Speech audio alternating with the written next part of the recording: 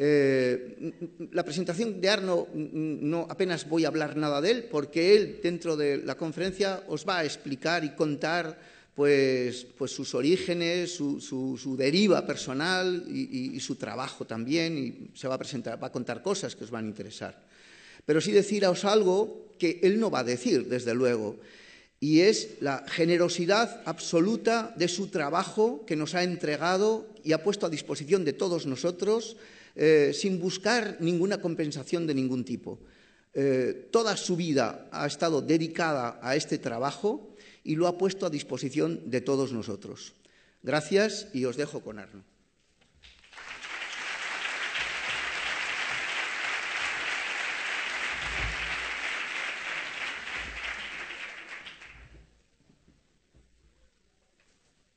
Enlever les projecteurs.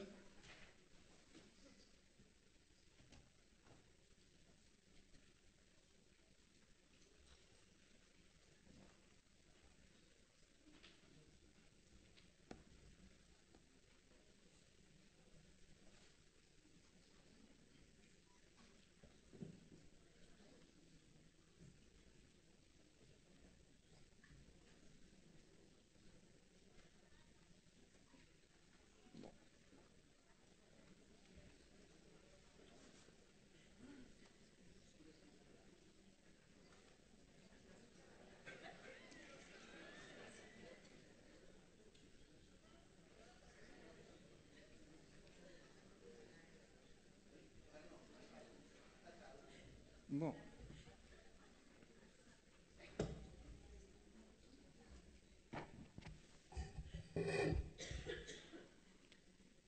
Bien, je me présente. Je suis Arno Stern, praticien d'éducation créatrice. Il a fallu inventer cette appellation pour désigner une fonction, pour désigner un métier qui n'existait pas.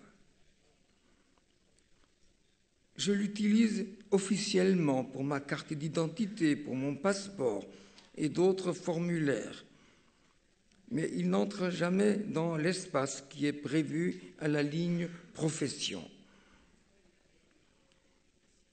Lorsque je dis que je suis un praticien d'éducation créatrice, l'employé ou le médecin ou un autre fonctionnaire a généralement un moment d'hésitation et il répète pensivement pour comprendre praticien, etc.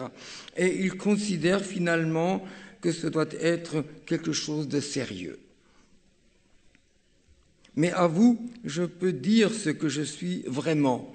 Je suis le servant du jeu de peindre. Et je vais vous parler de ce jeu de peindre, des conditions qui le rendent possible et aussi de ses conséquences, la formulation. J'ai commencé tôt dans ma vie à faire ce que je continue à faire 70 années après, avec toujours le même enthousiasme. J'ai dit que je me présente et vous voulez savoir d'où je suis venu.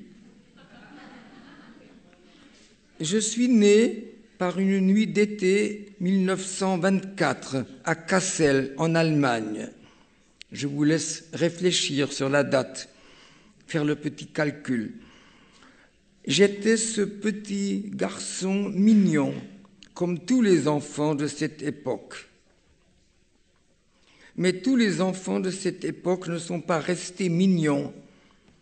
Beaucoup d'entre eux, dans le pays où je suis né, sont devenus d'affreux barbares, des SA, des SS, des agents de la Gestapo. Quand j'avais 9 ans, mes parents et moi avons fui l'Allemagne nazie, laissant tout derrière nous. Et c'est ainsi que j'ai grandi en France. Dans ma petite ville de province, où mes parents ont passé le reste de leur vie, presque un demi-siècle. Nous y étions des étrangers, des apatrides, et nous avons vécu des années durant dans des conditions précaires. Nous n'avions pas d'argent ni le droit de travailler pour en gagner. Plus tard, ça allait un peu mieux. Nous avons alors quitté le minuscule logement meublé, sans eau courante, éclairé au gaz, et nous avons pu aménager un logement que mes parents ont meublé tant bien que mal. Et puis, la guerre a éclaté. Nous avons tout quitté, nous avons fui vers le sud, parmi des centaines de milliers de gens affolés. Et puis, nous nous sommes fixés dans la vallée du Rhône. J'ai suivi des cours à l'école d'art décoratif à Valence. Me voici en compagnie de son directeur. J'avais 16 ans. Menacés d'arrestation pour être déportés, nous avons continué à fuir et notre émigration a fini dans des camps en Suisse. Nous avons traversé des hautes montagnes pour arriver dans ce pays d'accueil. Ce fut d'abord un camp d'accueil et puis bientôt après un camp de travail. Le séjour dans le camp de travail a constitué mon adolescence. Cette expérience, qui a duré 3 années, a pris la place des études. Aussi, lorsque j'en suis revenu en fin 1945, c'est les mains vides, sans diplôme, sans relation, sans orientation professionnelle. On m'a alors proposé un travail avec des enfants, dans un foyer pour des orphelins de guerre.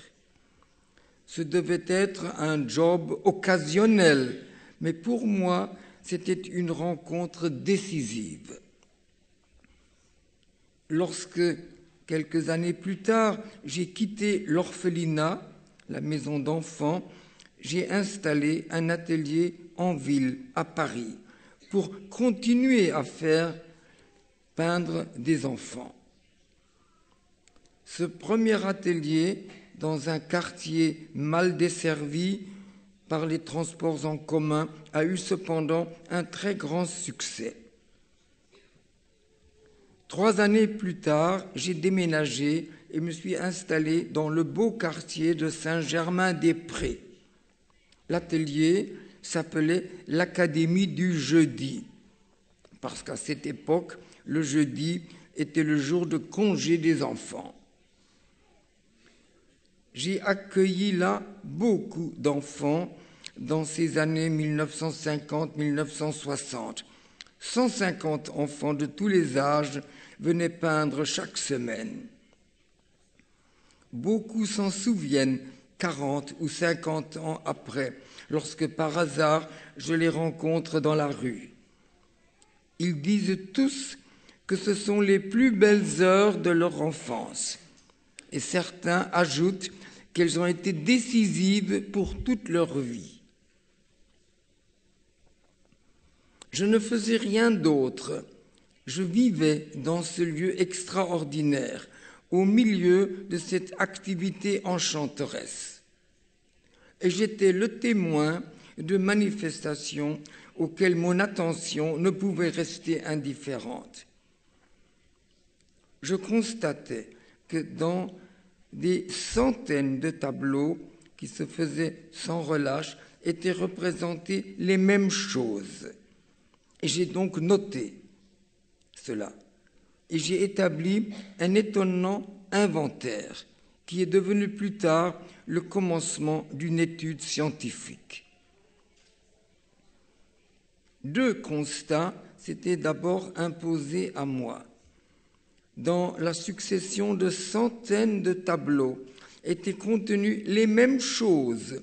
Donc, tous les enfants représentent la maison, le personnage, l'arbre, la fleur, le soleil et quelques autres, c'est-à-dire l'animal, celui qui vole, celui qui marche, celui qui nage. Et puis, les véhicules également ce qui vole, ce qui roule, ce qui flotte. Et puis, il y avait aussi le mobilier. Une douzaine d'objets. Plus tard, je les ai appelés objets-images. Mon constat est allé plus loin.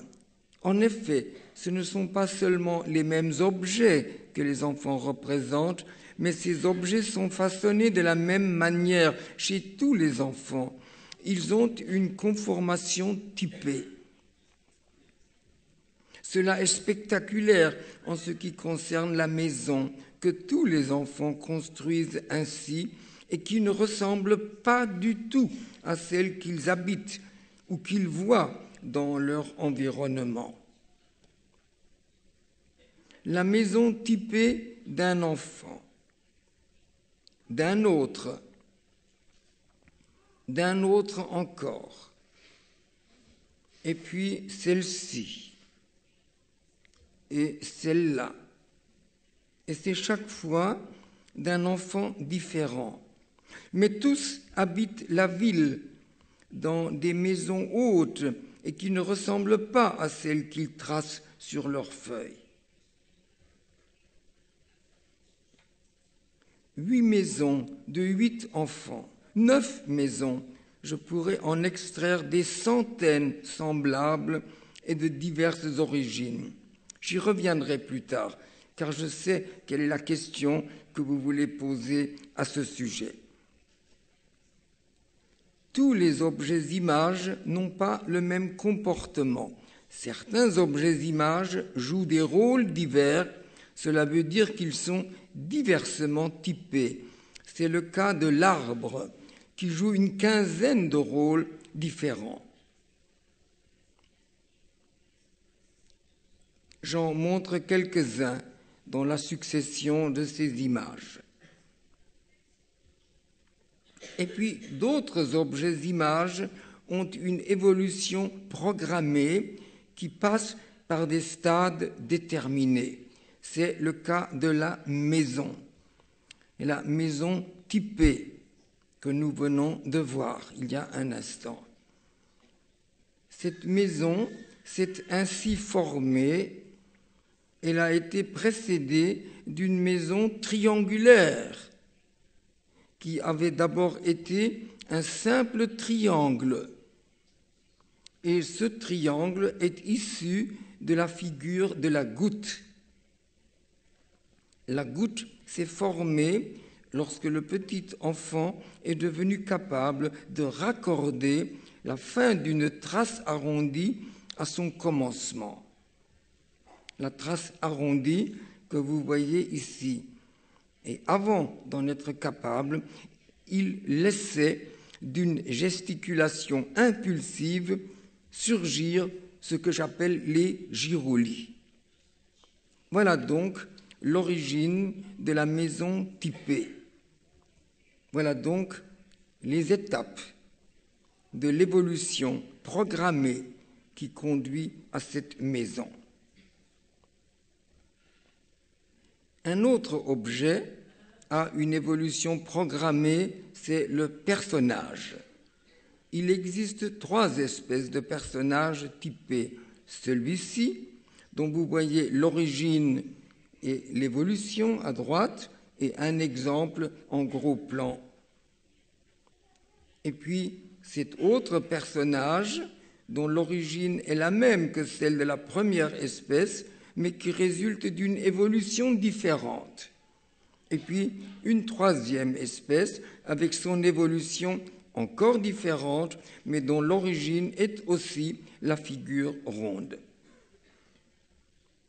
Ce que trace l'enfant appartient à un code original appelé la formulation. J'ai nommé tout à l'heure la figure de la goutte qui précède le triangle. J'ai mentionné il y a un instant la figure ronde qui est à l'origine de la figure humaine. Il est important de savoir que la formulation ne commence pas avec les objets-images. Avant que ne naisse le désir de représenter des choses, et des années durant, le petit enfant joue avec toutes les figures qui s'imposent l'une après l'autre à sa main.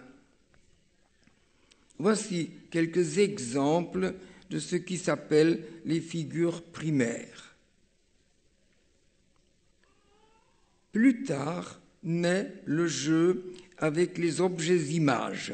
L'enfant les utilise alors pour construire un monde à sa mesure, son monde. Les objets images ne se substituent pas aux figures primaires, mais celles-ci demeurent en eux en tant que tracés. Je vous montre cela avec quelques exemples. Cette figure primaire ronde contient une multitude de petites figures rondes. Voici la même figure, ce même contenant, né de la même nécessité organique, devenu ici le tracé dans un personnage. Et voici encore la même figure en tant que tracé dans la couronne d'un pommier.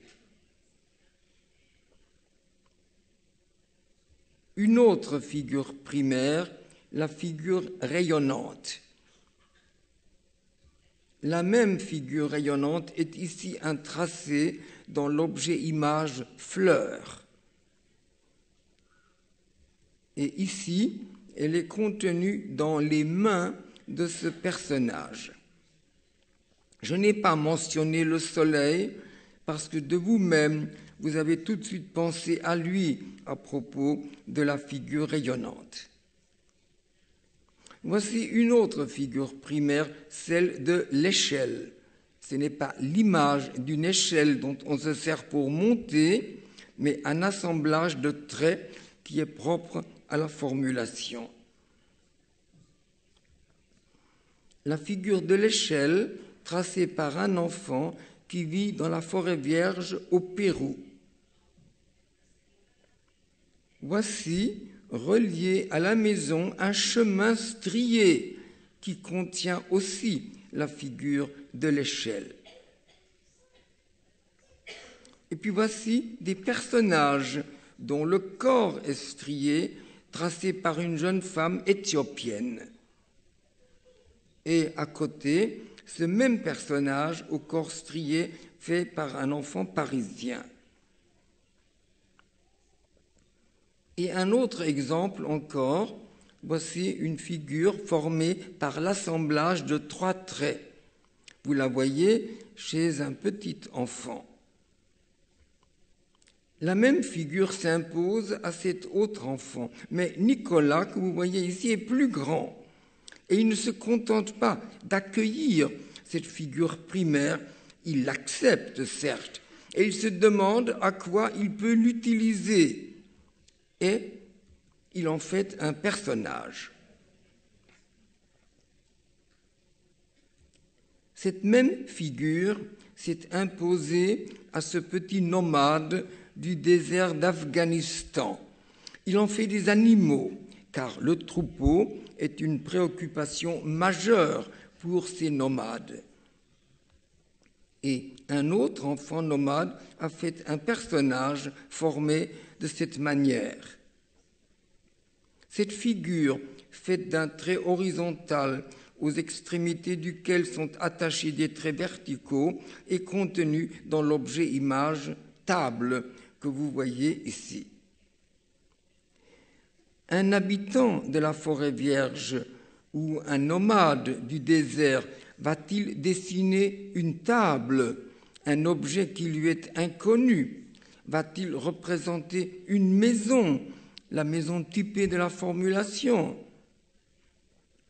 Lorsque j'ai rencontré la formulation dans le clos-lieu, lorsque j'ai constaté que les composants de la formulation sont les mêmes chez chaque personne, je me suis dit, tous les enfants font cette maison. Cela veut dire tous les enfants qui viennent peindre, tous les enfants de notre société. Mais il en est qui vivent autrement que nous, dont l'environnement est différent et dont les mœurs diffèrent de celles de notre société. Les enfants nomades ou ceux qui vivent dans la forêt ou dans les hauteurs andines ou dans la brousse représentent-ils les mêmes choses? Et si oui, de la même manière que les enfants de notre société? Personne n'a été capable de me le dire. J'ai décidé d'aller sur place moi-même. J'ai entrepris 8 voyages entre 1967 et 1974 dans diverses contrées. Cette photo provient du désert de Mauritanie. Il était déjà un peu tard, car des écoles avaient été installées un peu partout dans le monde, et je cherchais des contrées épargnées des populations qui ne pratiquent pas les arts graphiques. Tous les Esquimaux avaient des écoles, et même les habitants des îles flottantes dans le lac Titicaca, entre la Bolivie et le Pérou, avaient des écoles flottantes. Donc, où aller? J'ai rencontré les dernières populations échappant aux images imposées par notre société. Nous sommes ici au Pérou. Ces enfants qui n'avaient jamais rien tracé ont fait des images, ont fait des figures primaires que je vous montrerai tout à l'heure. Ici, nous sommes au Mexique. Les figures primaires sont celles par lesquelles commence la formulation. Ces enfants en ont rempli des feuilles encore et encore. Ici, nous sommes au Niger. C'était un déferlement, comme si brusquement avaient été ouvertes les vannes d'une immense rétention. Une photo du désert d'Afghanistan. Ensuite sont venus les objets images, des animaux, des personnages, des véhicules, des plantes. Nous sommes au Guatemala ici. J'ai fait des séjours de courte durée, 1 semaine environ, dans chaque lieu. Il aurait été intéressant d'y retourner pour des séjours plus longs, mais cela était impossible. De toute façon, ce qui s'est produit lorsque j'ai installé la table palette était d'une importance capitale pour l'étude de la formulation. Il n'était jamais facile d'aller là où je désirais me rendre. L'acheminement était imprévisible en bateau sur le fleuve Apurimac, là où n'existe aucun chemin. Une approche en autocar jusqu'à un bourg et ensuite un quelconque moyen pour aller au-delà en Afghanistan, au nord du pays, près de Kunduz. L'avion pour aller d'Addis Abeba jusqu'à une petite ville éthiopienne et après par des moyens de fortune.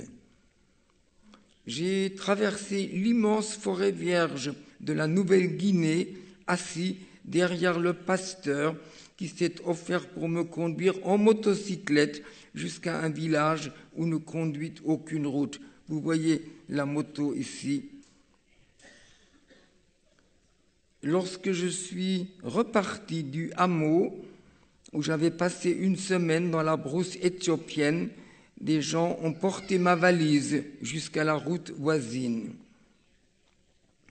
Et c'est la même valise que porte cet Indien d'un village de montagne au Guatemala et que des jeunes gens de Nouvelle-Guinée attachent avec des lianes à un gros bâton pour la porter à 2.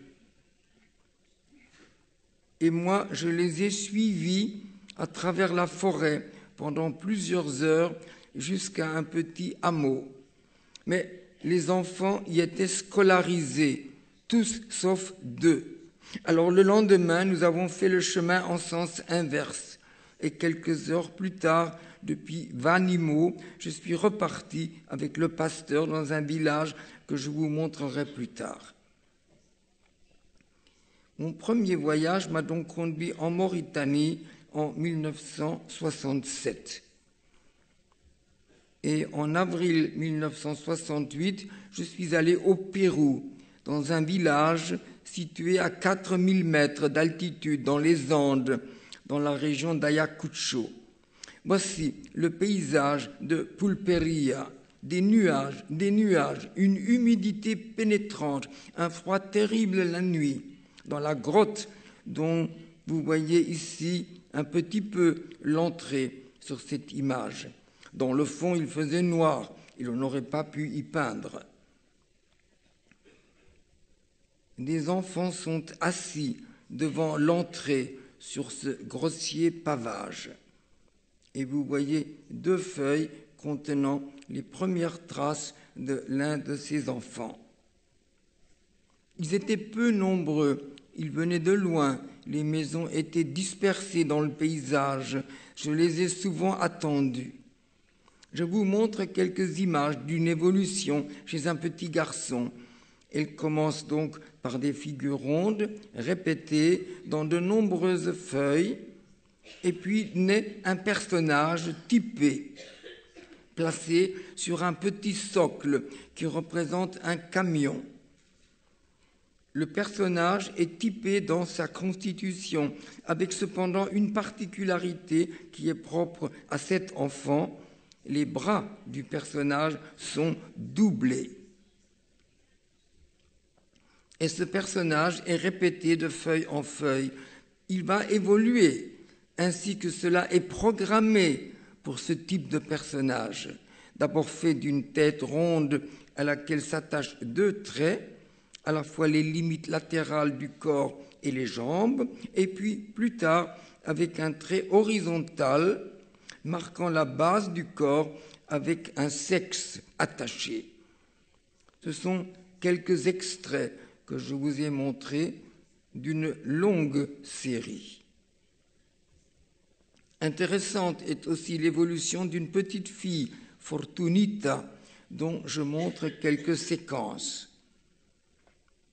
Cela commence par une figure ronde qui, par étapes successives, va évoluer vers une figure carrée d'abord, puis vers une figure rayonnante. C'est une évolution qui s'est déroulée en quelques heures, une évolution accélérée. J'ai ensuite séjourné dans un village au cœur de la forêt amazonienne. Et c'était une très riche expérience à cause des conditions. Ici vivaient des familles avec beaucoup d'enfants. Les maisons étaient groupées dans une clairière au bord du fleuve. Les enfants venaient chaque jour, dès l'aube et jusque tard le soir. Infatigablement, ils faisaient des dizaines de tableaux. Et à midi, ils couraient à la maison pour manger leur soupe et aussitôt, ils revenaient dans ma case et le jeu continuait. J'avais à peine le temps de cuire un peu de riz sur mon mini réchaud et de boire un peu de thé. C'était à jet continu la formulation pure et indomptée. Quelques exemples extraits de très longues séries, des centaines de feuilles contenant des figures rayonnantes, des arêtes et aussi des personnages et des animaux.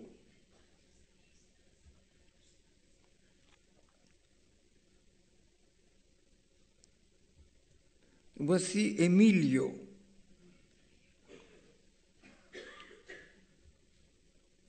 Et quelques feuilles extraites, elles aussi, d'une longue série dont voici juste quelques exemples, quelques échantillons. Voici Francisca. Et vous voyez les mêmes figures primaires répétées à l'infini. Et vous voyez l'enfant lui-même en train de peindre. Et d'autres tableaux du même enfant. Cette image montre ce qui a eu lieu chaque jour dans ma case pendant des heures. J'allais de l'un à l'autre, prenant la feuille sur laquelle l'enfant avait tracé, et je la posais au sol devant lui, et le petit tas devenait de plus en plus haut au fil des heures, et je donnais une nouvelle feuille. Et ce jeu se poursuivait ainsi sans fatigue. Et à un moment, les enfants peignaient, et cela aussi durait infiniment longtemps, avec les feuilles posées au sol ou bien accrochées sur les parois de la case. Un dernier regard sur le village de Puerto Fray Martín. Je suis donc reparti dans une barque sur le fleuve, emportant dans ma valise des centaines de feuilles couvertes de tant de traces. Comme il aurait été bon de rester là 1 mois, 6 mois, 1 année. Je ne suis pas ethnologue, je devais retourner à Paris, retrouver ma tâche auprès des enfants du Clos-Lieu. Fort de cette expérience, j'ai emporté tout l'équipement nécessaire pour un séjour en brousse et je suis donc arrivé en avril 1969 au Niger, dans ce village où m'a déposé une voiture avec la promesse de venir me reprendre 1 semaine plus tard. Voici quelques images qui montrent la vie à Bardouga, quelque part dans la contrée de Walam, au nord de Niamey. Beaucoup de gens vivaient ici, beaucoup d'enfants enthousiastes, tout comme à Puerto Fray Martín. Le climat n'était pas le même qu'au Pérou. Je devais m'y adapter.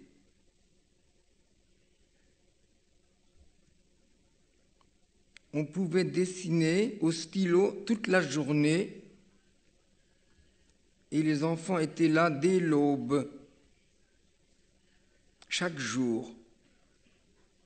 Et de plus en plus aussi les grandes personnes.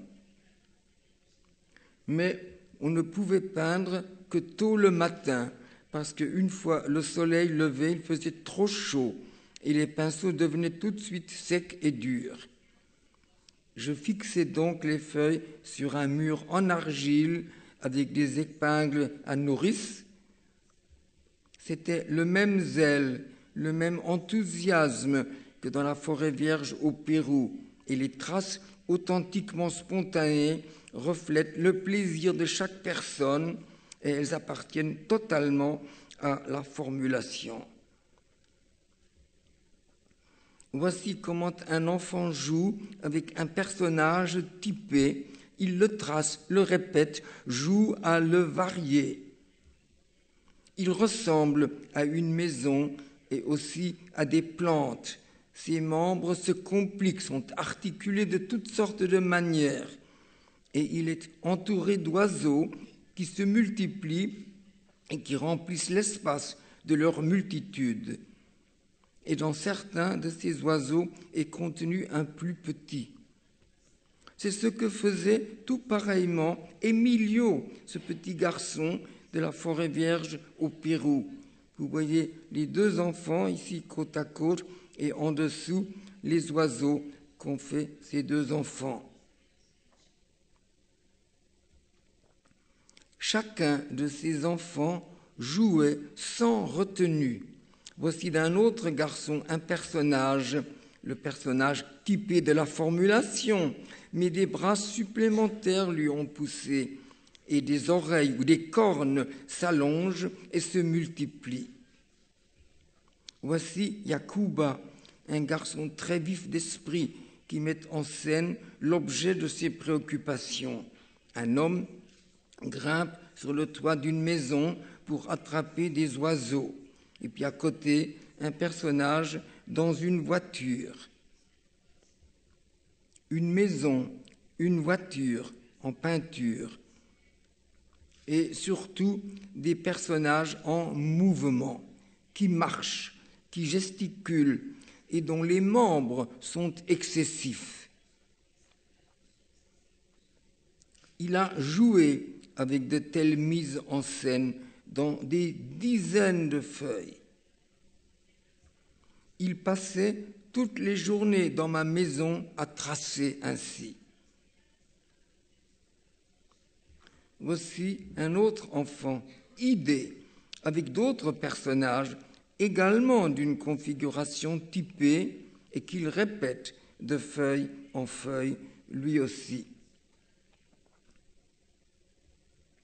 Pour arriver à des espaces très grands sur lesquels il s'attarde des heures durant.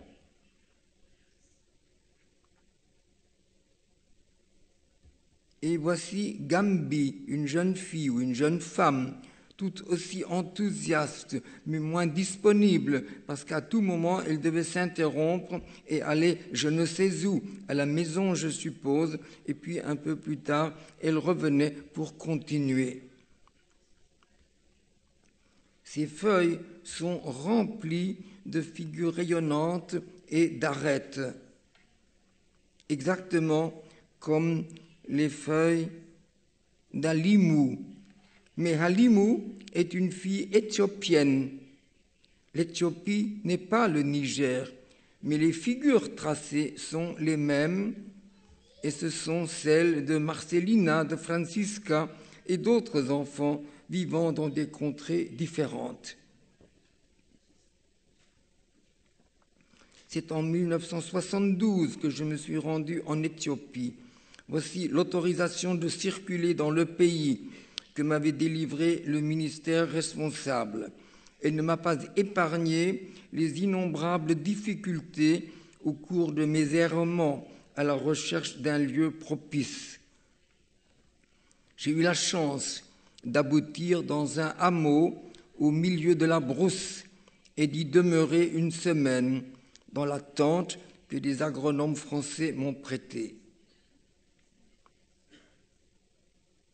Sur place, il y avait des hommes, des femmes très jeunes et des enfants, grands et petits. Et ils ont tous peint et tracé avec des stylos chaque jour, du matin au soir. Voici l'un des hommes. Il a pris ce jeu très au sérieux.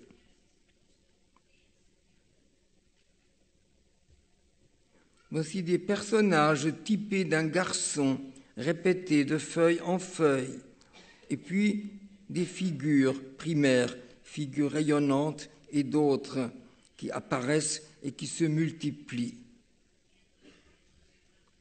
Et ce sont les mêmes figures rayonnantes chez Ida, avec de très longs rayons, ici, comme on les a vus chez d'autres enfants en d'autres lieux. Il en remplit des feuilles encore et encore, des dizaines de feuilles. Et lorsqu'il peint, ce sont encore des figures rayonnantes. Il ne fait pas seulement leurs contours, il les remplit de couleurs. Vous en voyez 9 pris parmi beaucoup d'autres.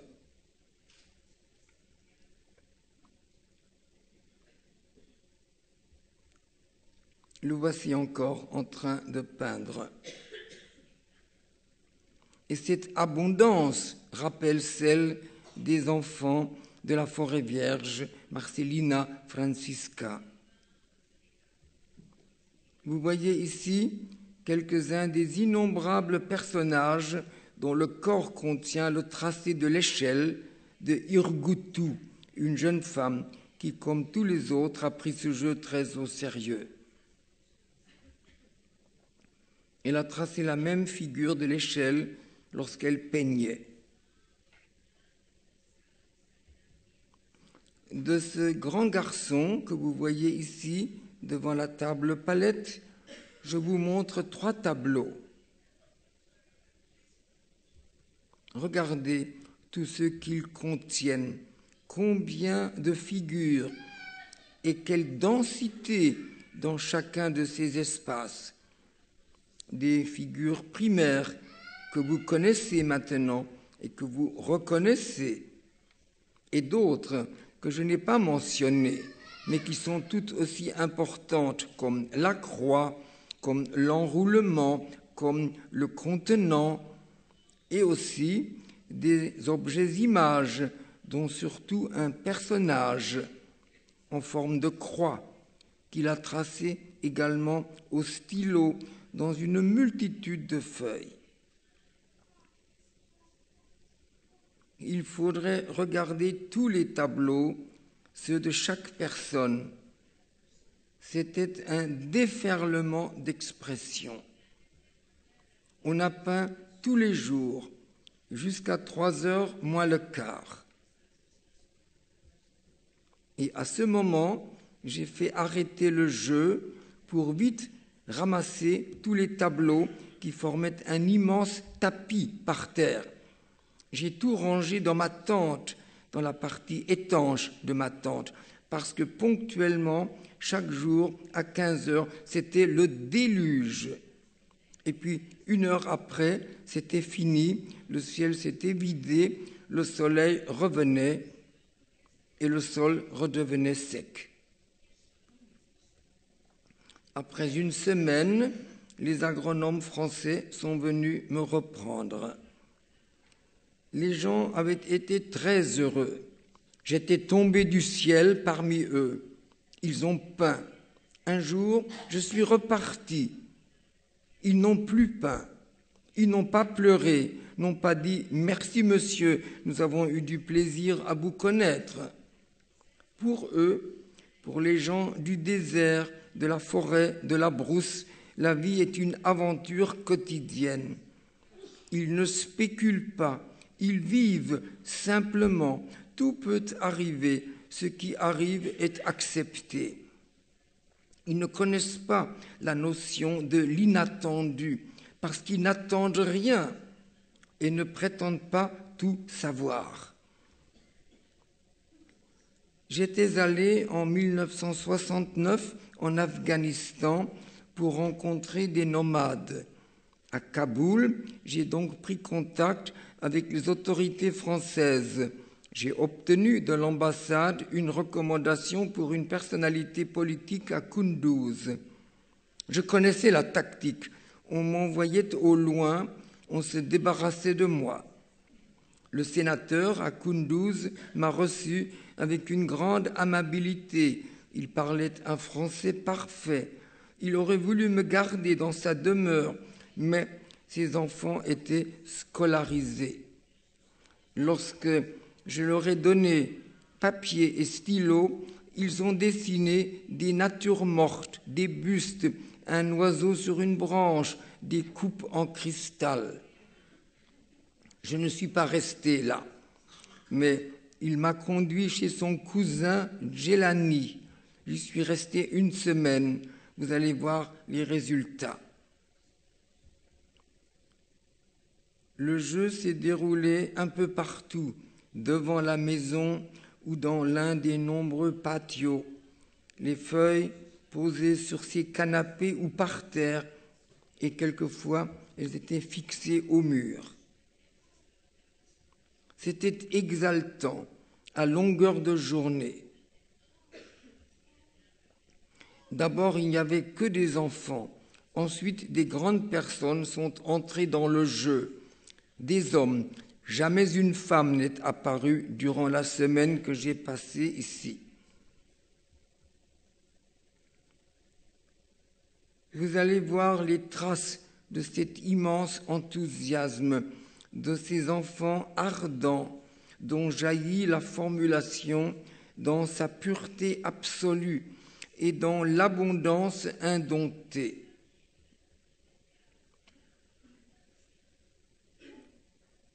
J'aurais voulu que vous assistiez à une séance comme celle que j'ai vécue ici, que vous voyiez se remplir ces feuilles jusqu'à ce point extrême et que vous assistiez à l'arrivée de tous ces signes de la formulation, ces figures primaires qui naissent comme une interminable germination.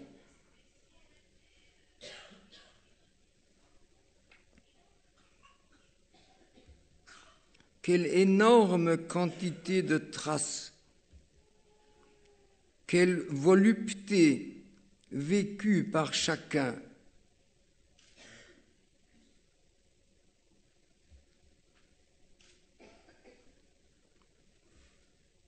1 semaine plus tard, j'étais dans un campement de nomades. La recherche avait été longue. J'ai erré d'un campement à l'autre. Ils étaient partout scolarisés. Et le soir, j'ai trouvé celui-ci. Mon accompagnateur, qui parlait lui aussi un parfait français, a expliqué aux hommes le but de ma visite. Il était de la même tribu qu'eux. Il parlait leur langue. C'était ma chance. J'ai passé là 1 semaine. Voici Ismaël à l'entrée de ma tente. Il n'avait jamais auparavant tenu un stylo dans sa main. Il a rempli des feuilles et des feuilles avec des troupeaux. C'est l'animal typé de la formulation. Son corps est d'abord fait d'un seul trait. Ensuite, il devient épais, comme évolue l'objet image de la table chez l'enfant dans notre société. Il représente d'autres choses aussi. Il représente un arbre, etc. Voici un autre enfant, un grand enfant, qui représente ici un autobus, car il y a des autobus que l'on voit à l'horizon. Attendez, j'ai un petit problème technique. Il faut que je le résolve. Voilà. Voici donc Shafahir. Il avait perdu un œil. Je ne sais pas, je n'ai pas demandé comment. Je suis extrêmement discret. Il est difficile de se faire accepter par les nomades. Ils sont prudents, ils sont méfiants. Ça s'explique sans doute. D'ailleurs, ils ne disent jamais leur vrai nom. Mais Maroufi, mon accompagnateur, avait leur confiance. Un jour, Shafahir lui a demandé comment moi je m'appelle et il a voulu savoir comment s'écrit mon nom. Et il a ensuite écrit Arnaud sur toutes ses feuilles parmi les objets représentés. J'ai trouvé ça très sympathique. C'était pour moi la manifestation d'une relation amicale. Shafahir a représenté des animaux, des personnages. Et ces personnages ont des attitudes, ils gesticulent comme ceux de Yacouba, l'enfant du Niger. Vous voyez la comparaison, Shafahir en haut et Yacouba en dessous. C'est moins excessif chez Shafahir, mais c'est de la même nature, vous le constatez. Voilà les toutes premières traces d'un petit enfant. D'abord des traits verticaux, presque droits, qu'il a répétés dans d'autres feuilles, puis il est devenu capable de tirer des traits horizontaux et il croise les premiers. C'est ce qui se passe ainsi chez chaque enfant dans les débuts de la formulation. Les premières traces d'autres petits-enfants, une arête à gauche, des gouttes à droite. Voici les troupeaux de Zaïd Hara, l'animal typé. Il est fait de 3 traits assemblés. Cette figure primaire dont j'ai parlé dans l'introduction, qui peut être le tracé dans un certain personnage aussi et dans la table. Zaïd Hara va remplir des feuilles et des feuilles avec cet animal.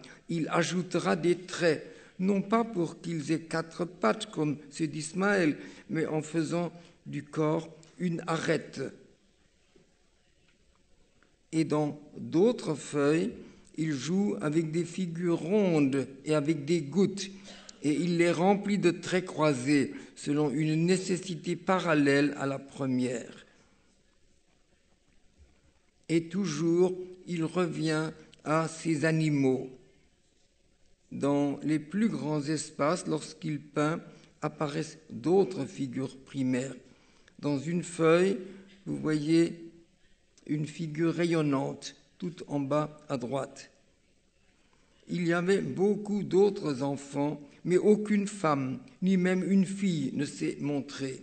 Je n'ai pas insisté par discrétion, bien que cela ait constitué une certaine restriction pour la formulation. Je vous montre le paysage au Guatemala. Il est bien différent de celui d'Afghanistan et le climat l'est aussi. La vie à Shirkalbal n'est pas celle de l'Afghanistan. Nous sommes à la montagne et en cette saison, en juillet 1970, il pleut beaucoup. Tous les hommes, même les tout petits, portent cette jupe tissée sur place. Les femmes, quant à elles, portent une blouse décorée de broderies.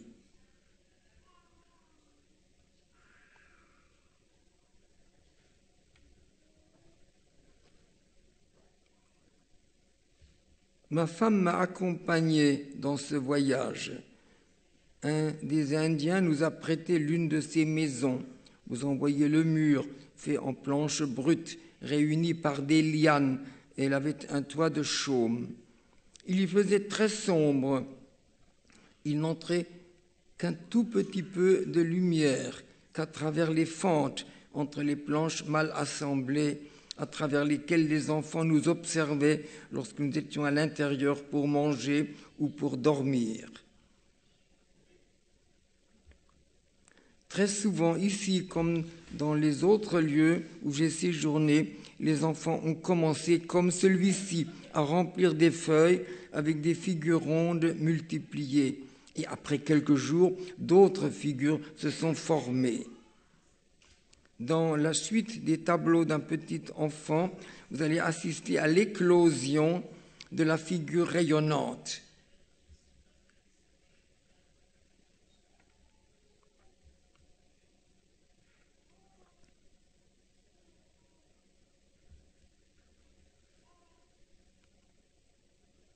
Une évolution très significative.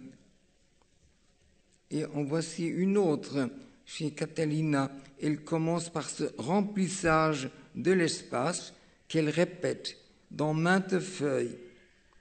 Et une fois mûres, des figures primaires s'imposent, des arêtes très proches l'une de l'autre, aux franges serrées les unes contre les autres, et des figures rayonnantes aussi, car l'une appelle l'autre, ainsi qu'on l'a vu partout ailleurs, chez Marcelina, chez Gambi et chez les enfants d'Afghanistan et ceux d'Éthiopie.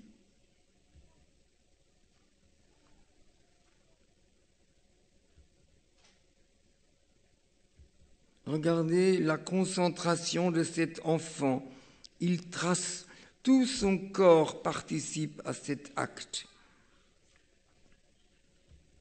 Il remplit des feuilles avec une multitude de petites figures rondes qui en contiennent chacune une plus petite, comme un noyau. Il joue avec cette figure primaire qui s'impose à lui. Et ce remplissage de l'espace est aussi un phénomène de la formulation qui s'appelle le pullulement.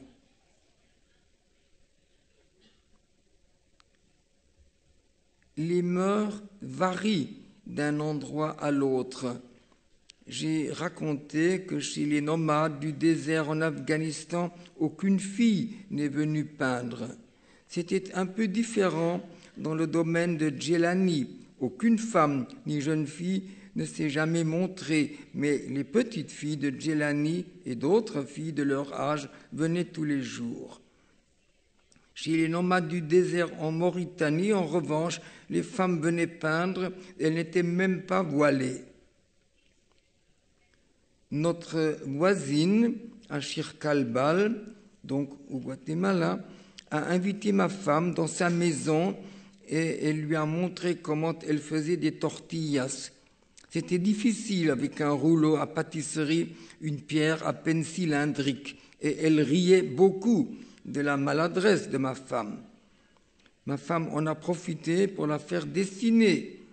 Elle a tout de suite accepté. Je vous montre quelques feuilles de cette unique séance. Vous voyez là toutes ces figures rayonnantes, des arêtes et aussi des personnages et aussi des animaux. Et puis, il faut que je vous montre ce qu'a fait Manuel, ce grand garçon assis sur la pierre faite pour s'asseoir à l'entrée de notre maison. Ces animaux sont typés, ils ressemblent aux animaux d'Ismaël, d'Afghanistan, avec quelques ajouts qui se réfèrent aux connaissances de cet enfant, les étriers fixés par des lanières de part et d'autre du corps de l'animal. Des personnages typés dans leur constitution, mais avec des détails propres à cet enfant, 3 traits attachés d'un côté pour représenter le nez et les lèvres. La tête et le corps ne font qu'un. C'est quelque chose qui est caractéristique d'un stade d'évolution de la figure humaine. L'un des personnages conduit un animal, il est typé. L'autre personnage porte des bottes. Les pieds sont représentés à l'intérieur des bottes. La transparence est aussi un phénomène propre à la formulation. Le geste de cette personne, la main dirigée vers son sexe, rappelle certaines scènes d'Emilio dans la forêt vierge au Pérou et de Yakuba au Niger. Mon appareil photographique a beaucoup intéressé Manuel. Il l'a représenté dans toutes sortes de positions. Il n'y a pas de route à Chircalbal, mais au-delà des sommets, à beaucoup de lieux d'ici, passe une route où roulent des voitures, surtout des camions et de vieux autobus. Je ne sais pas si Manuel est monté dans une voiture, dans l'autobus sans doute. Il représente des voitures avec leurs volants, mais jamais les roues. Et cela aussi rappelle Yakuba. Vous voyez les 2 enfants, l'un au-dessus de l'autre. Manuel a beaucoup peint. On le voit ici parmi les autres. Les feuilles sont posées au sol. Ce sont des bûches qui les maintiennent. Dans le désert, c'était des pierres. En Éthiopie, des épis de maïs vidés. Je dois encore vous montrer les photos spectaculaires de mon séjour en Nouvelle-Guinée en 1974. Mon séjour le plus lointain, mais pas du tout le plus fécond. Les vieux sont comme étaient leurs ancêtres. Leur maison ressemble à celle de la forêt amazonienne. Une femme vêtue d'un pagne en fibre monte par un escalier fait comme celui de ma maison dans la forêt à Puerto Fray Martín. Le zèle et l'enthousiasme étaient les mêmes que chez les gens que j'ai rencontrés ailleurs au cours de mes voyages. Mais malheureusement, beaucoup de missionnaires sont passés par là pour instruire les papous. Oh, pardon. Attendez, je vais essayer de revenir en arrière. Voilà, je voudrais quand même vous montrer cette image.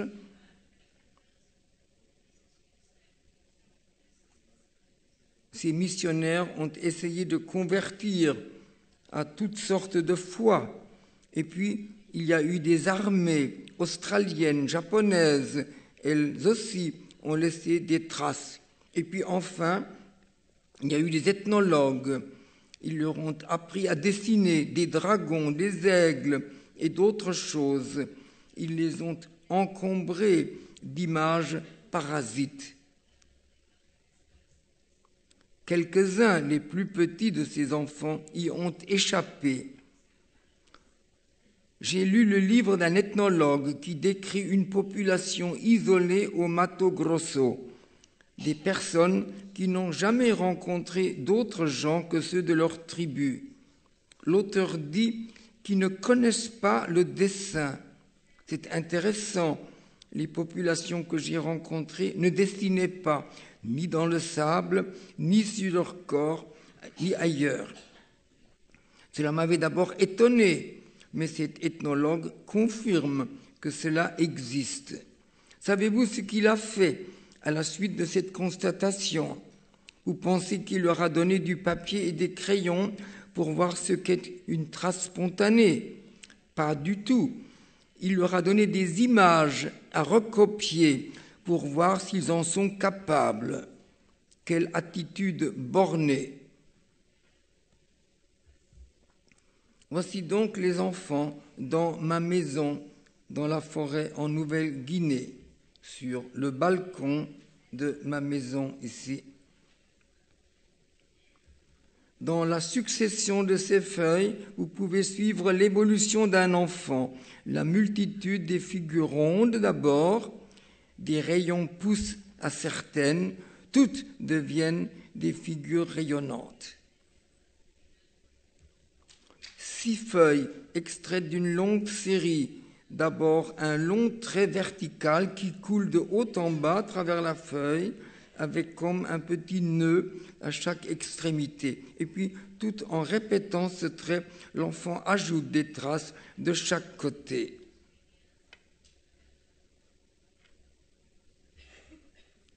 Pillé représente des personnages et les répète. Dans la feuille de droite apparaît aussi une figure rayonnante et le trait qui représente le corps est devenu une arête. Regardez Pillé. Des heures durant, il était assis ainsi et il traçait des figures rayonnantes qui se multipliaient. Et parfois une grande figure rayonnante en contenait une plus petite. On a déjà vu ça chez d'autres enfants, notamment au Pérou, dans la forêt vierge.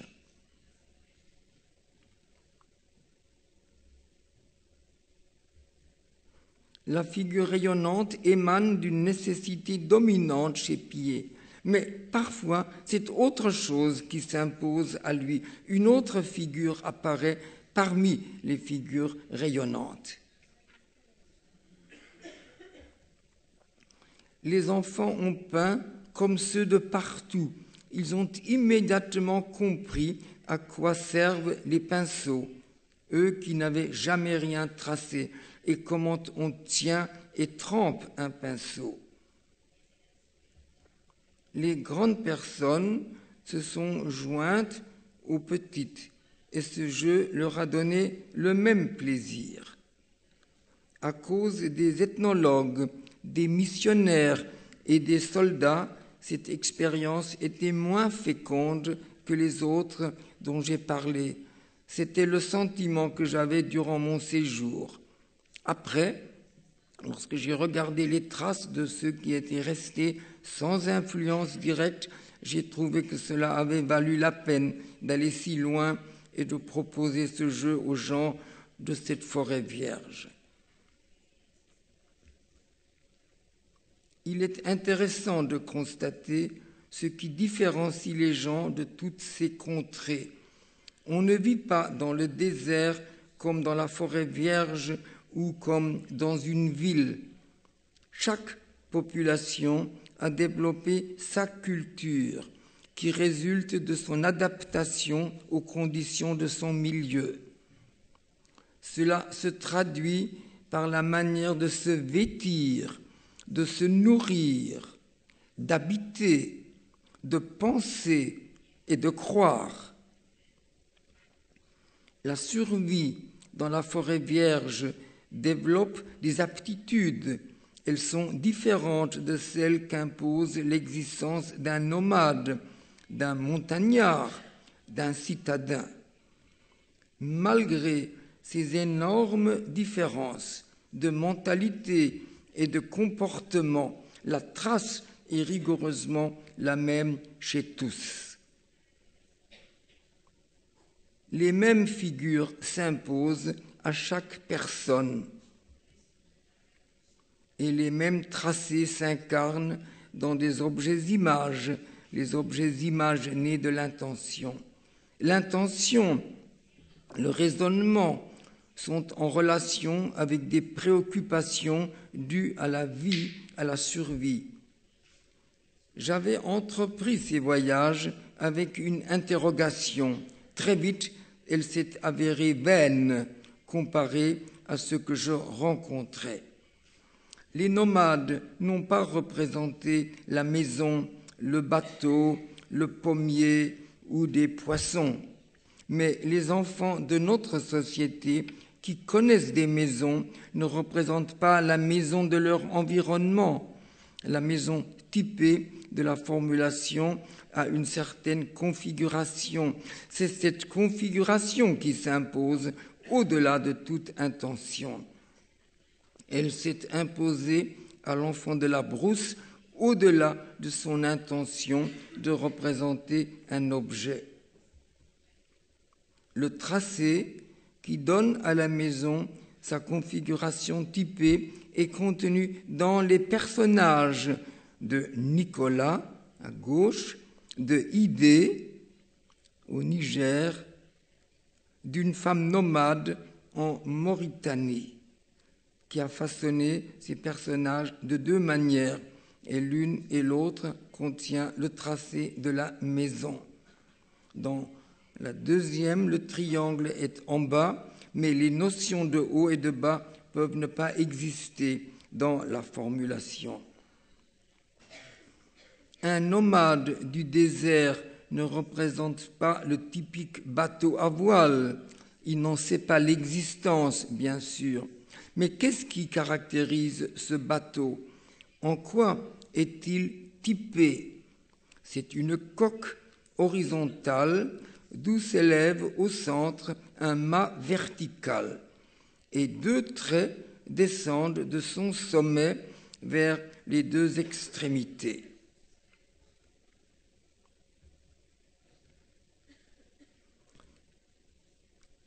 Shafahir, que vous voyez encore une fois ici, enfant nomade d'Afghanistan, représente un homme juché sur le dos d'un animal. Ses bras sont comme les deux traits qui limitent les voiles. Son corps est le trait vertical comme le mât du bateau.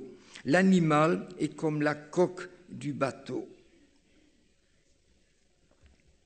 Cet homme éthiopien que vous avez vu tout à l'heure n'a rien représenté. Il trace des figures, parmi elles celles qui forment le tracé qui est contenu dans le bateau à voile. Trois autres exemples à ce même propos. Une maison triangulaire et un bateau triangulaire d'un enfant parisien. Le même tracé dans un objet, ce semble être un animal chez un enfant mexicain. Et enfin, cette figure, parmi des figures rayonnantes, chez Pillet, en Nouvelle-Guinée.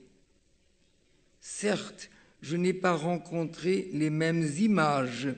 Elles ne sont que les habillages des tracés. Ces tracés sont essentiels. Ils sont au-delà de toute intention de représenter des choses. L'enfant de notre société représente un bassin entouré d'enfants qui jouent avec des bateaux de location. Un autre représente une maison entourée d'un jardin avec une barrière dont les piquets sont disposés comme des rayons. Un troisième représente un cirque. La piste est une figure ronde, les mâts de la tente et les spectateurs assis dans les gradins sont disposés comme des rayons.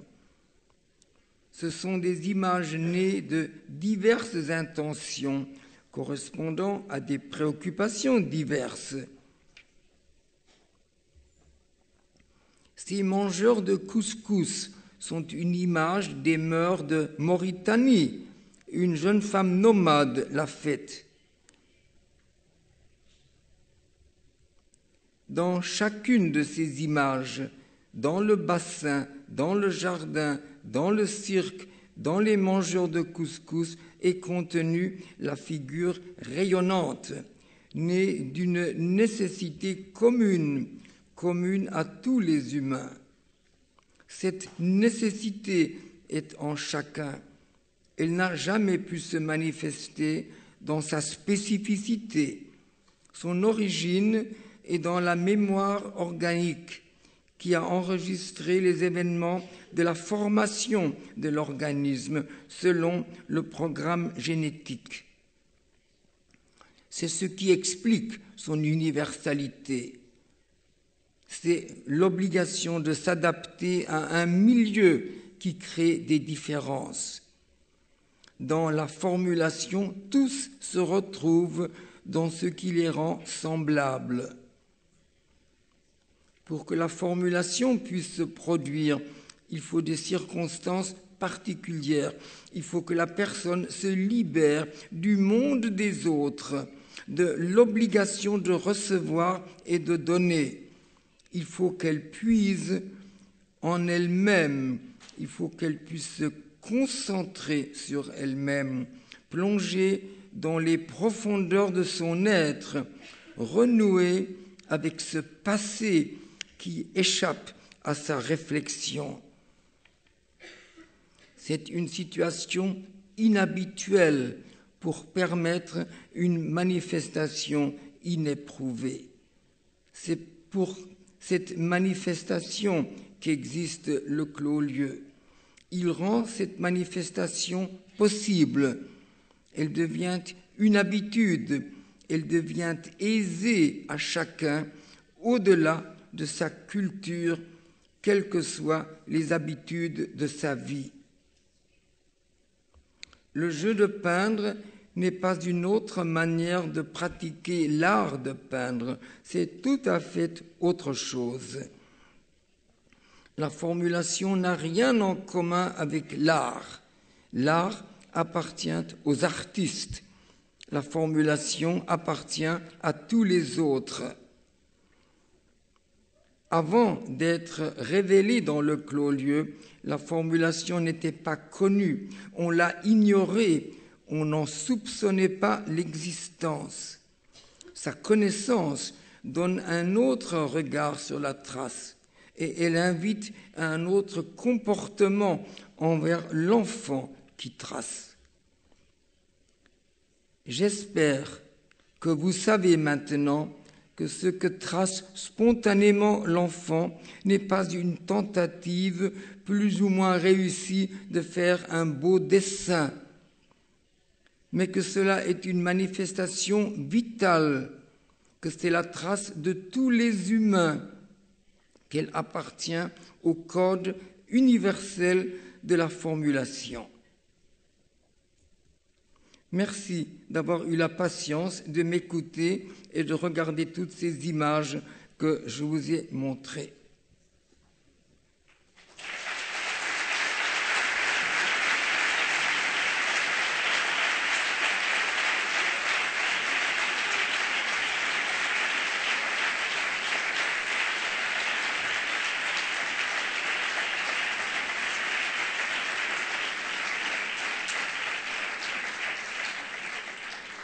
Lorsque le public applaudit après une pièce de théâtre ou après un concert, les acteurs reviennent sur la scène et remercient.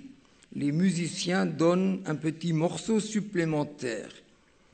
Pour répondre à vos applaudissements, je vais faire revenir sur l'écran quelques-uns des enfants des différents pays que nous avons parcourus ensemble. Nous sommes dans les Andes au Pérou. Voici Emilio de la Forêt Vierge au Pérou. Francisca, également de la Forêt Vierge. Un enfant de Bardouga au Niger et Gambi de Bardouga. Un enfant Peul au Niger. Cette petite fille en Afghanistan.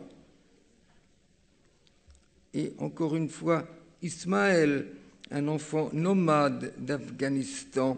Et puis Shafahir, que vous reconnaissez. Et puis Manuel de Chircalbal au Guatemala. Et puis encore un enfant au Guatemala. Et ce petit enfant éthiopien tellement intrigué par l'intérieur du stylo. C'est la première fois qu'il voit cet objet. D'autres enfants en Éthiopie.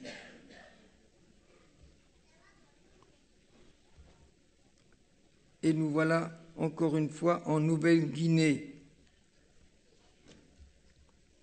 D'autres enfants également en Nouvelle-Guinée.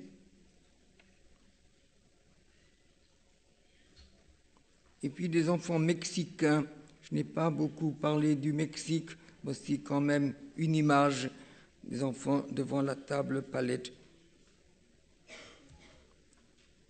Tous ces enfants qui ont, pendant mon bref séjour, fait l'expérience de la formulation, font savoir qu'au-delà de toutes les différences ethniques, climatiques, culturelles, la formulation est un code original, cohérent et universel.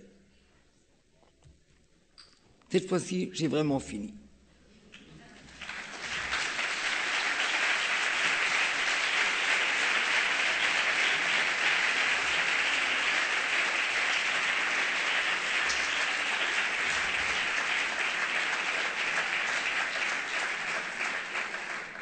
Merci.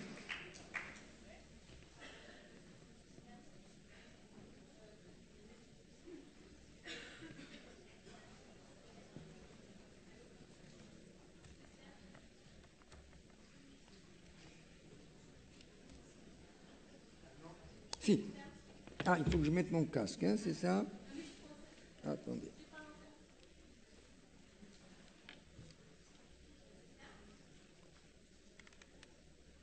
Mais là, je ne sais pas quoi faire.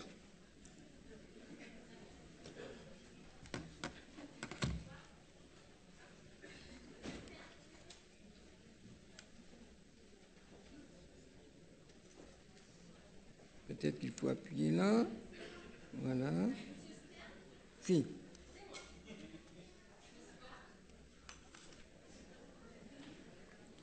Alors.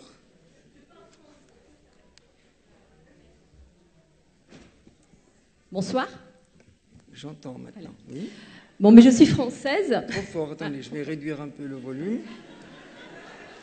Voilà, redites-le. Bonsoir.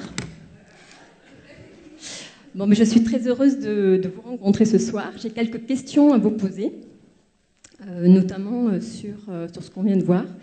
Dans toutes les tribus que vous êtes allés voir, j'observe qu'ils ne sont pas dans un espace clos. Et du coup, la question qui m'interroge, est-ce qu'il est nécessaire de se trouver dans un espace clos ? Attendez, la question était... Dans toutes les tribus que vous rencontrez... Je suis française, je suis là. Attendez, redites-le s'il vous plaît. Je vais lorsque vous rencontrez toutes les tribus, ces tribus travaillent, ont des tracés, des tracés et ils travaillent à l'extérieur. Ils ne sont pas forcément dans un espace clos. Et lorsqu'on lit votre travail, vous exprimez qu'il est nécessaire de se retrouver dans un espace clos pour que la formulation puisse naître. Donc du coup, je m'interroge sur la nécessité de cet espace clos. Alors, excusez-moi, mais je n'ai pas saisi votre question parce que c'était beaucoup trop fort. Ça résonnait terriblement. Quelle est la question? Seulement la question. La question, c'est quelle est la nécessité de l'espace clos dans les tribus, alors que en France, par exemple, dans le clos-lieu, l'espace clos est nécessaire. Du coup, lorsque j'observe les photos, ils sont tout le temps à l'extérieur, donc du coup, ils sont toujours, enfin, j'imagine, hein, bon, ils sont oui. amenés à observer ce qu'ils voient, et du coup, enfin, voilà, ils sont plus face à eux-mêmes. Alors, j'ai connu l'âge d'or de l'expression, c'est-à-dire une période où les enfants n'avaient pas pratiqué, n'avaient jamais eu l'occasion de pratiquer la formulation, mais lorsqu'ils sont entrés dans le clos-lieu, immédiatement, ils ont joué, ils avaient une capacité de jouer intacte et la formulation se produisait immédiatement, ou presque immédiatement. Ce n'est plus comme ça aujourd'hui. Les enfants, à force d'être art éduqués, à force de subir l'influence de ceux qui veulent les cultiver, ne sont plus spontanés, ne sont plus capables de spontanéité. Les enfants aujourd'hui, à l'école, sont initiés à l'art, on leur enseigne des lois de l'esthétique, l'harmonie des couleurs, les lois de la composition, etc. Et c'est un terrible encombrement dans leur esprit qui les paralyse complètement. Et il est devenu beaucoup moins facile aujourd'hui qu'il y a 30 ou qu'il y a 20 ans encore de voir la formulation se produire. Elle se produit, elle peut encore se produire, mais ce n'est plus ce déferlement, ce n'est plus cette abondance que moi j'ai connue entre 1950 et à peu près 1980. Et je le regrette beaucoup.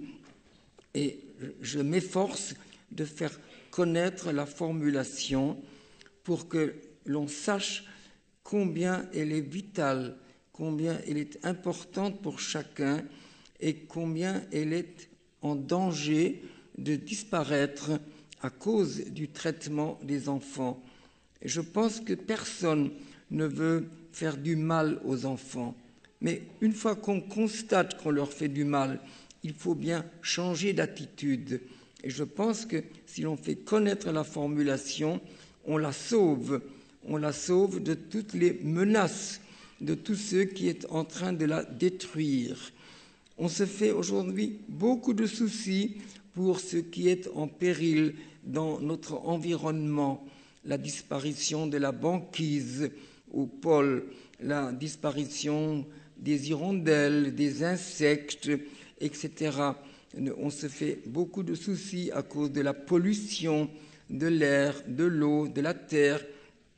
Il faut aussi se faire beaucoup de soucis à cause de ce qui est menacé à l'intérieur de l'être humain, de cette menace sur la possibilité de se livrer à la formulation.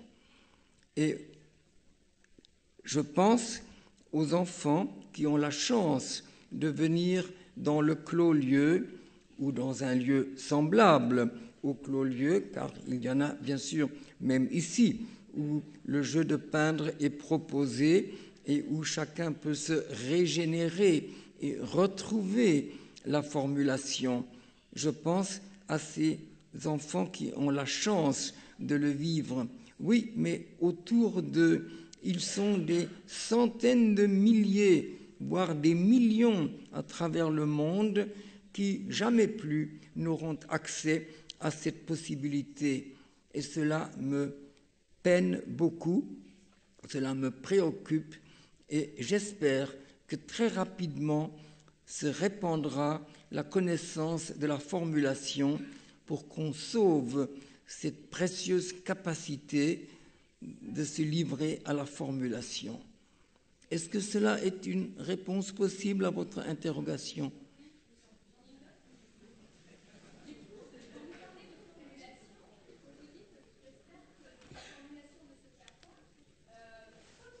quelque chose de très instinctif, on ne peut pas non plus l'enseigner, on peut pas parler, on peut pas dire... je sais pas comment l'expliquer. Ah, pardon. Je dis que la formulation ne peut pas être enseignée. Donc, du coup, comment peut-on la... Moins fort. C'est dur. Oui, dites-le, mais un peu moins fort dans le micro. Je dis, la formulation ne peut pas être enseignée. Donc, du coup, parce que c'est quelque chose de très instinctif qui vient... c'est pas quelque chose de raisonné. Donc, du coup, comment peut-on la maintenir? Comment peut-elle rester... comment elle peut perdurer dans le temps? Moi, c'est la question qui me pose question. Je m'interroge sur ça. La formulation n'était pas connue avant l'existence du clos-lieu. Donc, c'était quelque chose qui n'était pas pratiqué, sauf comme des actes manqués de ci, de là, mais n'était jamais pratiqué dans toute sa dimension, ainsi que cela est rendu possible dans le clos-lieu. Donc, il n'est pas étonnant qu'on ne l'ait pas connu, qu'on n'ait pas su qu'elle est une possibilité d'expression de l'être humain. Mais maintenant, on peut savoir que la formulation existe, on peut connaître son rôle. Le tout est de mesurer cette importance, de peser cette importance de la formulation et de savoir qu'il faut la sauver, qu'il y a une priorité, il faut sauver cette capacité d'expression de l'être humain. Et c'est plus important que la culture de consommation que l'on administre aux enfants.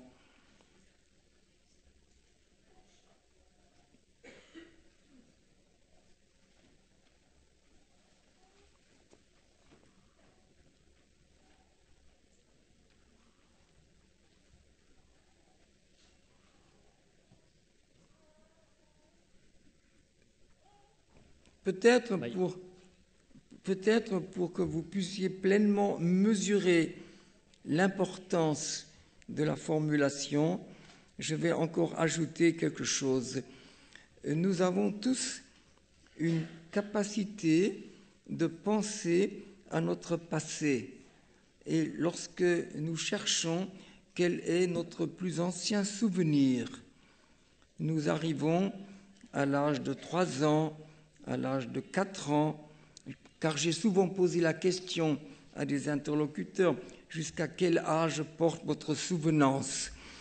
Et le seuil le plus éloigné se situe vers 2 ans.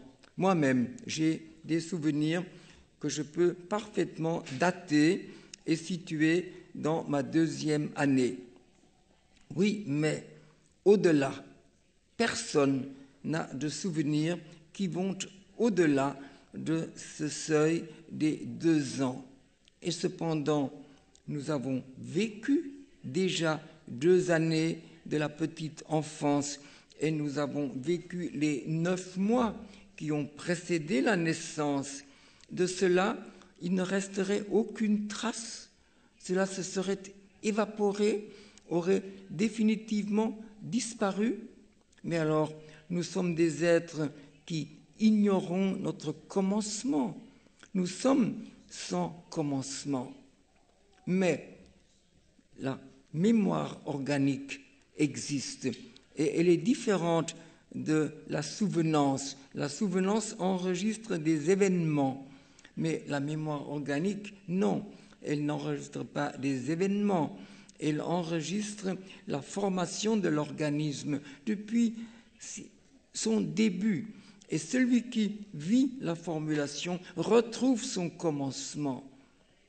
Donc, celui qui se livre à la formulation est un être accompli, tandis que celui qui ne connaît pas la formulation est un être frustré, sans le savoir, bien sûr.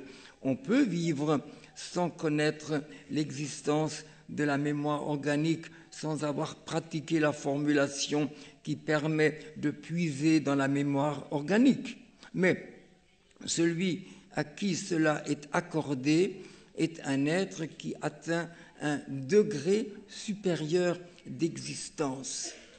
C'est cela la réalité de la formulation. C'est pour cela qu'elle est si importante, c'est pour cela qu'il est urgent de la sauver, de la préserver, et il ne faut pas la sacrifier à d'autres valeurs. Bai, ni banduke galdera bat, behar da itzulpena Est-ce qu'il y aura une traduction? Attendez, Bai. Non, hein, ça ne Ongi marche entzuten da? pas. Non, ça ne marche pas. Ez? Bon. Ez da entzuten? Bon, alors j'ai la chance de pouvoir vous la faire en français, cette question. Donc on va vous la faire en français. Oui. Alors nous avons créé un lieu donc, très inspiré par votre clos-lieu et où nous essayons de pratiquer la formulation donc au Pays Basque Nord, dans l'État français. Et donc on partage très largement votre idée de ne pas influencer donc l'expression des enfants et de ne pas faire en sorte que la motivation de l'enfant lorsqu'il va réaliser la trace provienne de commentaires, de compliments que l'on ferait donc à sa réalisation. Et on partage complètement cette idée-là. On constate par ailleurs qu'un enfant donc, qui réalise la trace, dans notre expérience à nous, eh bien, cet enfant demande quand même souvent à l'adulte, et notamment à ses parents, eh bien, est-ce qu'il trouve que son dessin est beau? Est-ce qu'on aime son dessin?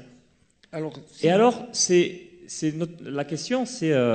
donc, voilà, enfin, on est convaincu par votre thèse, votre idée, qu'en effet, faire des commentaires continus, des compliments sur les dessins, etc., sur la trace, peut amener et amène l'enfant, petit à petit, de plus en plus, à réaliser pour le regard de l'autre et pas pour son besoin propre.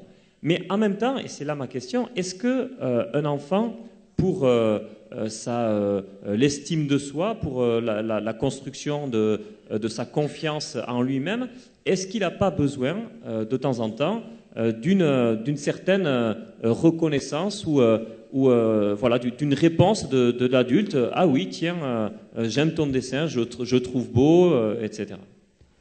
Alors, je peux vous dire que dans le clos-lieu, une telle question n'est jamais posée.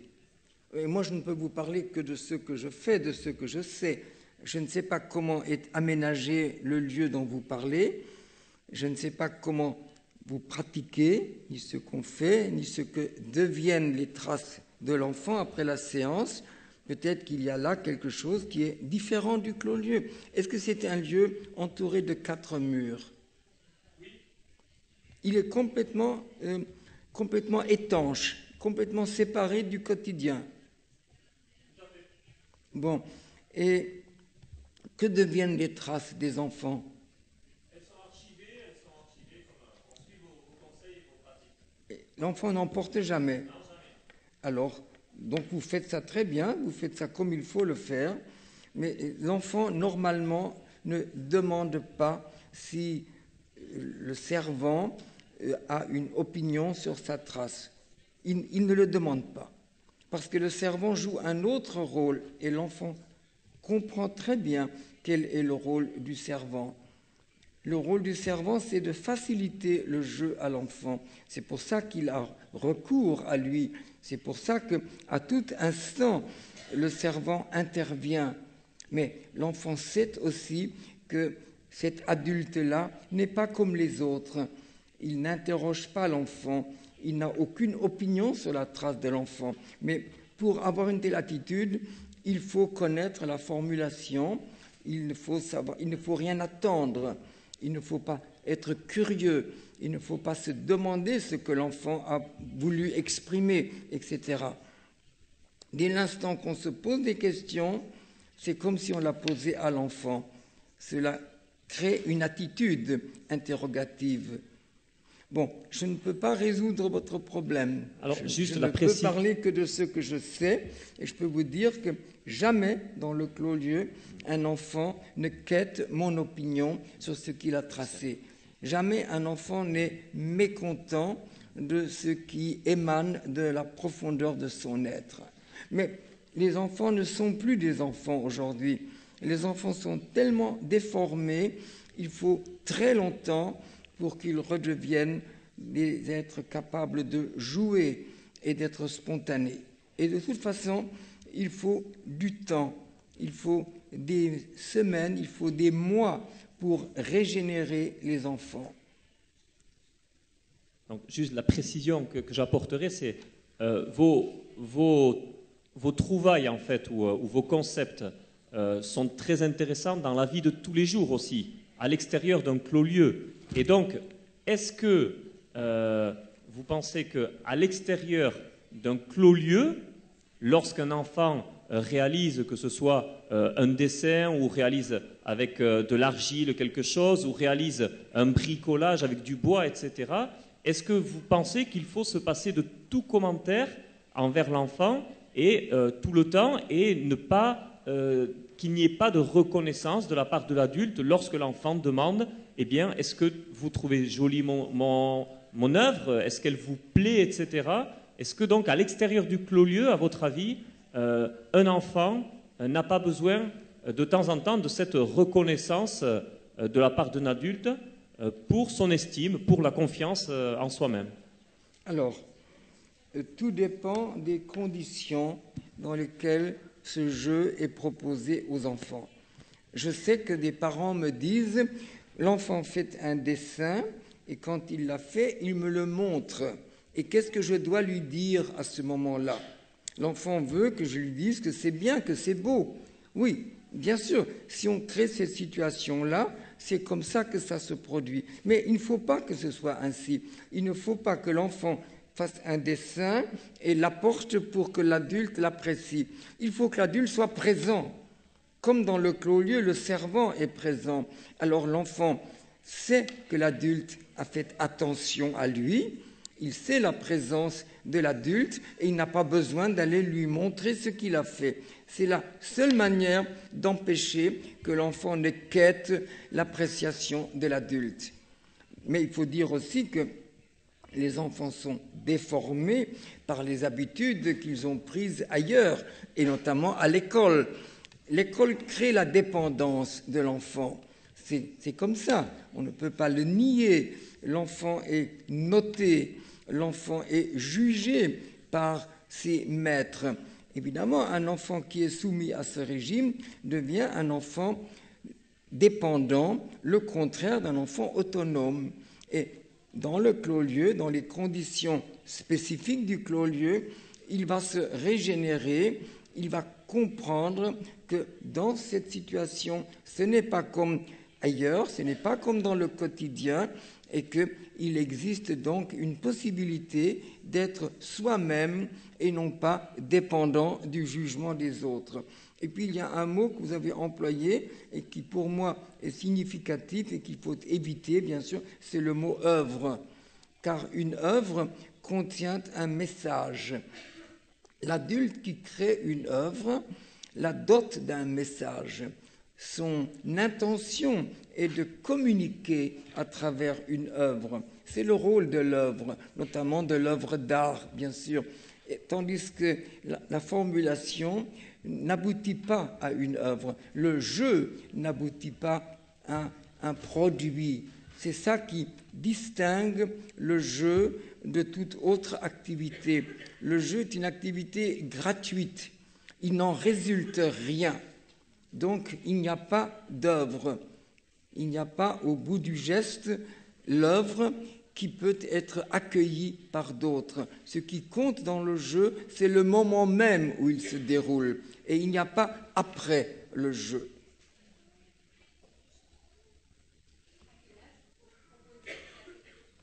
Attendez, je vais voir s'il y a une traduction possible. Oui ?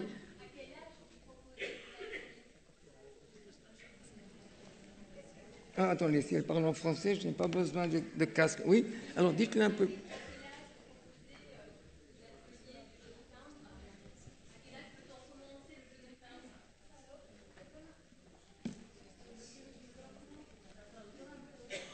Ça ne vient pas jusqu'ici.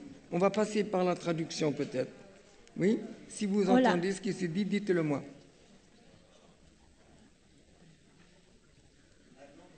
Sí. Sí. Aquí. Aquí al fondo. Hola. Yo quería hacer una pregunta un poco práctica. Tengo un niño de 2 años y quería saber si... Bueno, está conmigo en casa, no va a guardería, no va a colegio. Quería saber si dejándole libre, que se exprese sin juicios, bueno, sin valoración, podría practicar la formulación. À la maison, oui, dans une certaine mesure, bien sûr. Mais il ne faut même pas se poser la question, il faut que ce soit une évidence. On n'a rien à apporter à l'enfant.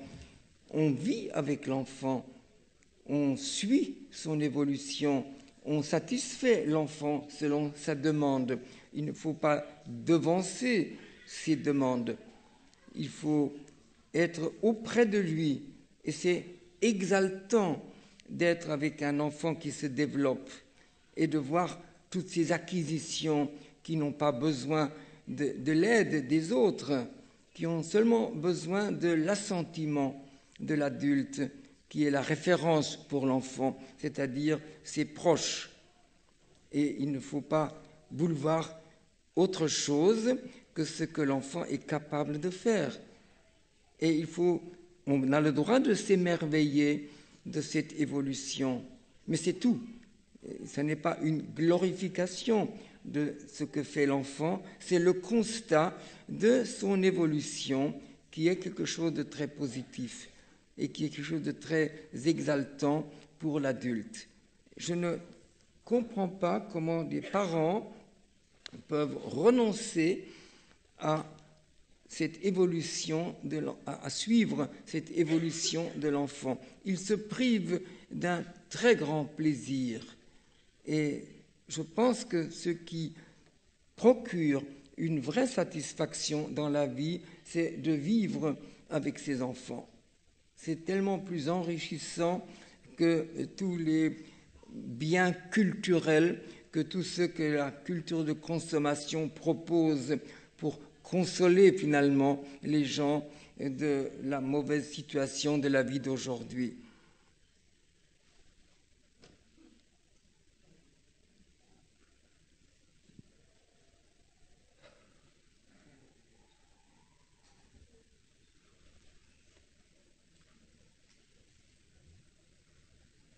Il n'y a plus de questions? Bon, si vous n'avez plus de questions, c'est que vous avez très bien compris ce que j'avais à vous dire et à vous montrer. Sí, Arratsaldeon. A ver, yo quería hacerle una pregunta si la formulación se ha llevado a cabo con la gente de la tercera edad, en talleres con gente de la tercera edad, por el hecho simplemente del placer de jugar o de... ¿Qué papel podría jugar la formulación en este...? Oui. Gracias.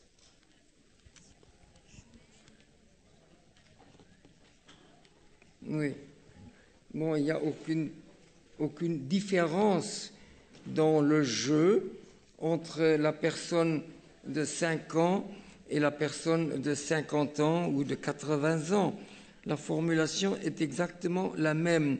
Il est vrai qu'on parle d'enfants, mais quand moi je parle d'enfants, quand je parle des enfants du clos-lieu, je veux dire des enfants de 5 à 50 ans et au-delà, dans les deux directions. Et bien sûr que la formulation peut être vécue à tout moment par chaque personne, quelle que soit son origine, quel que soit son mode de vie, quelle que soit la longueur de l'expérience qu'elle a faite de la vie. Donc une personne très âgée peut trouver l'accès à la formulation et peut en jouir exactement comme en jouit le petit enfant.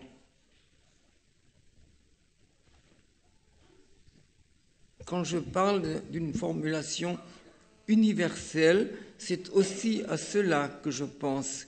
La formulation n'accepte personne. L'on parle quelquefois de don artistique et on dit cet enfant est doué pour ceci ou pour cela. Il n'y a pas de don dans la formulation, ni d'incapacité. L'artiste développe des facultés particulières, mais l'artiste est un créateur d'œuvres. Ce qui distingue la création artistique du jeu de peindre, c'est justement que le jeu de peindre n'accepte personne. La capacité et la nécessité qui déclenchent la formulation sont en chaque être. Il faut les mettre en équation. Il faut mettre les capacités et les nécessités en harmonie pour que la personne puisse vivre cette trace. Et encore une fois, il n'y a pas d'être doué et il n'y a pas d'être handicapé. Ce sont des notions qui n'existent pas dans le jeu de peindre.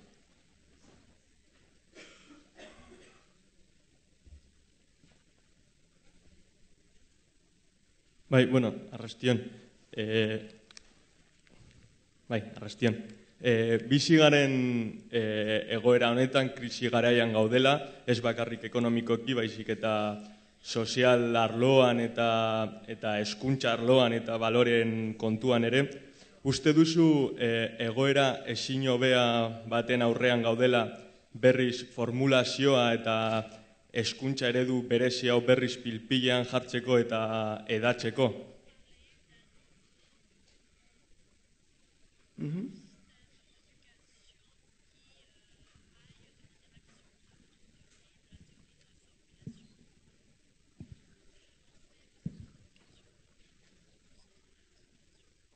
Bon, alors, je reprends tout de suite un terme que vous avez employé. Il ne s'agit pas de théorie. À aucun moment, il s'agit d'une théorie.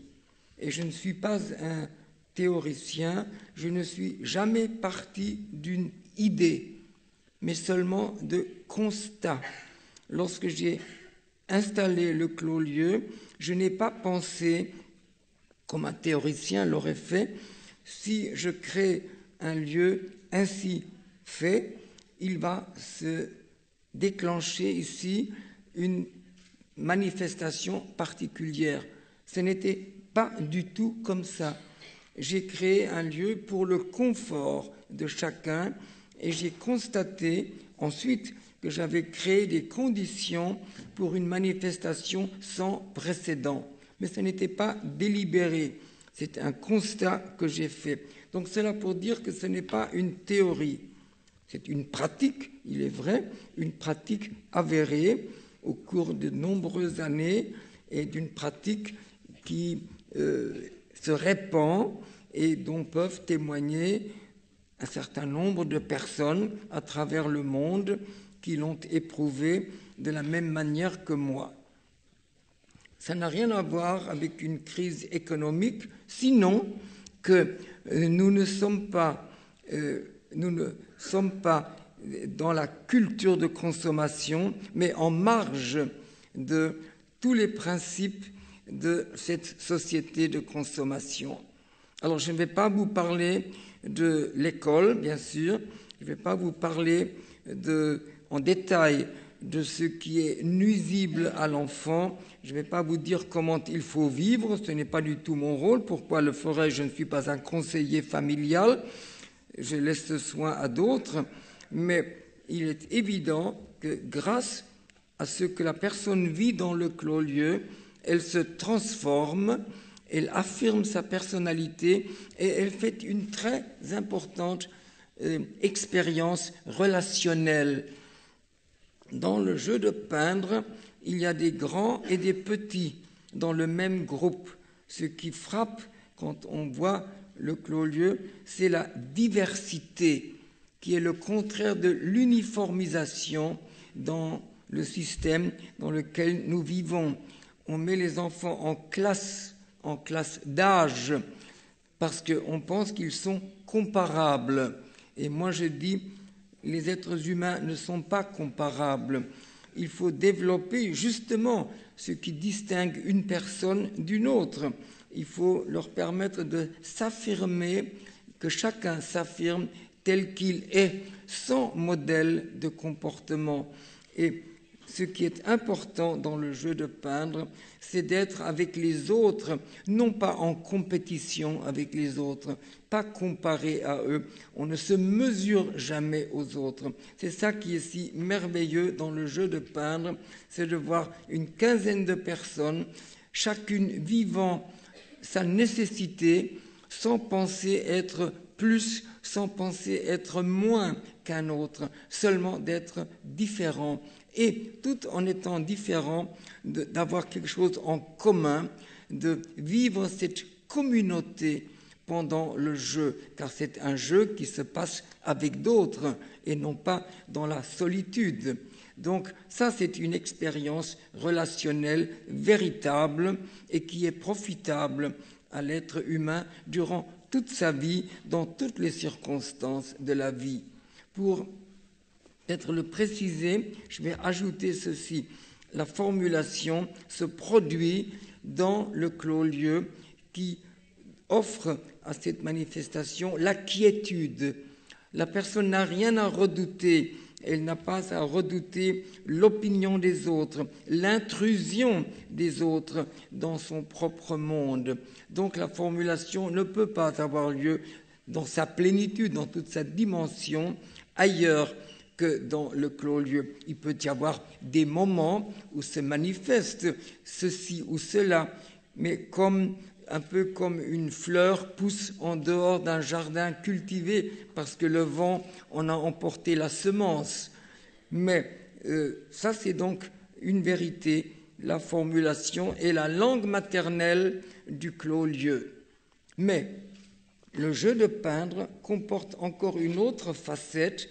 L'enfant se développe tel qu'il est parmi les autres et il apprend à avoir des relations harmonieuses avec les autres. Et ça, c'est valable dans toutes les situations de sa vie. C'est ce qu'il emporte comme expérience hors du clos-lieu et qui, bien sûr, donne à sa manière d'être un caractère particulier. C'est ce que l'on souhaite, c'est ce que l'on souhaiterait à tous les enfants. Quand on voit les enfants qui sont agressifs aujourd'hui, qui sont mécontents, qui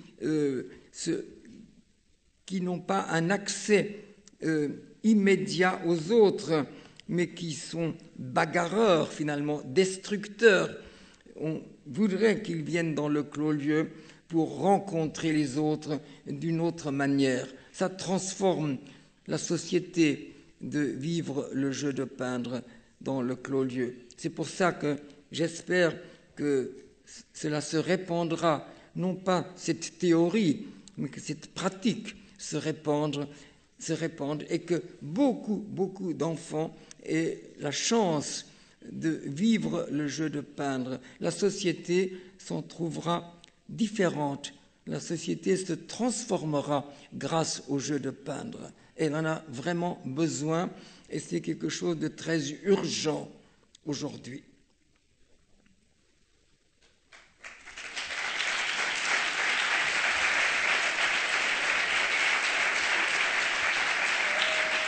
Merci.